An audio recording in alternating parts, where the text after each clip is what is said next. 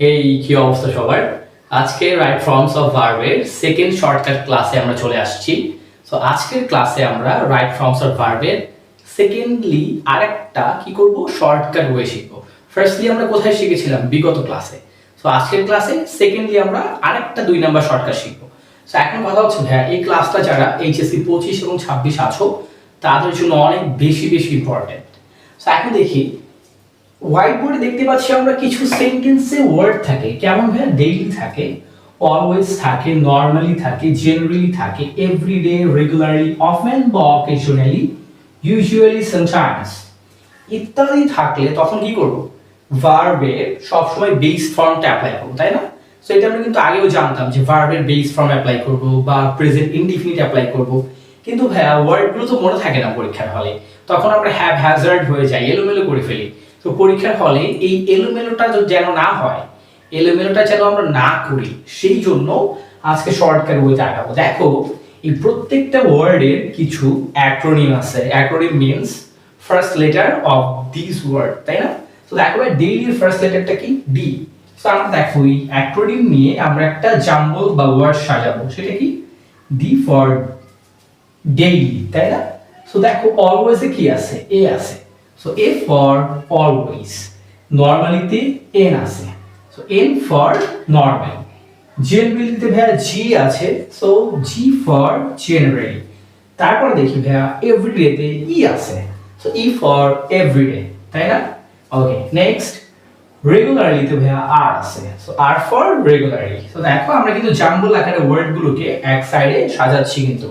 So often বা অকেশনালিতে আমাদের ও আছে। সো এখানে আমরা যে কোনো একটা নিব, অফেনও নিতে পারি, অকেশনাল নিতে পারি, দুইটার জন্য যে কোনো একটা নিব। সো আমরা অফেন নিই বা অকেশনাল নিই, দুইটাই কিন্তু ও দ্বারা শুরু হচ্ছে। সো ও। দেন দেখো ভাইয়া ইউজুয়ালি ইউ নিচ্ছি আমরা। তো ফাইনালি সামটাইমস এর এস চলে আসতেছে।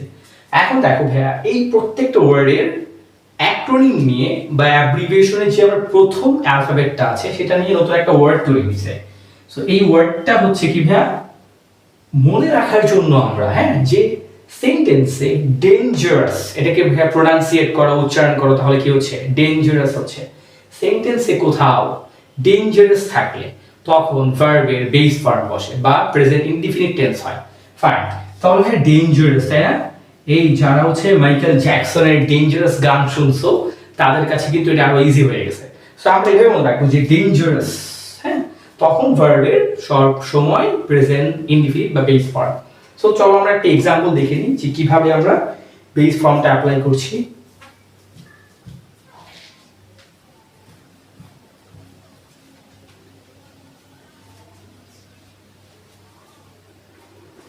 ওকে ভাইয়া, সো আমরা এখন একটা এক্সাম্পল দেখবো।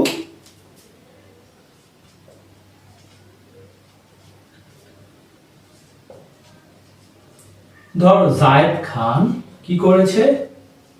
জায়েদ খান ভার্ব হিসেবে আমরা ভাইয়া টাম্বল নিয়ে আসতে পারি, হ্যাঁ, TUMBLE। সো টাম্বল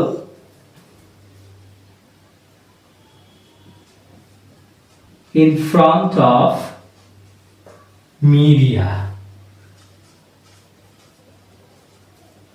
regularly, তাই না? আচ্ছা, এটাকে যদি আমরা প্রোনাউন্সিয়েট করি তাহলে কি দাঁড়াচ্ছে, বা আমরা যদি বোঝার জন্য পড়ি কি দাঁড়াচ্ছে? দেখো ভাইয়া, জায়েদ খান, জায়েদ খান কি করে? টাম্বল করে। টাম্বল শব্দের অর্থ কি? যদি আমি রাইট ফর্ম ভার্বস এর শূন্যস্থানের ভার্বের অর্থ না জানি তাহলে কিন্তু ভাইয়া অ্যাপ্লাই করতে পারবো না বা অ্যানসার করতে পারবো না। তখন আমাকে মিনিংটা জেনে আসতে হবে। টাম্বল মানে ভাইয়া ডিগবাজি দেয়া, ঠিক আছে? তোমরা সবাই জানো জায়েদ খান কি করে? রিসেন্টলি সময় সব মিডিয়ার সামনে সে ডিগবাজি দেয়। সো ফাইন ভাইয়া, সো ডিগবাজি দিচ্ছে, এটার কারণে সে কি হচ্ছে? সে হচ্ছে হাইপে চলে আসতেছে, তাই না? মিডিয়াতে হাইপে চলে আসতেছে।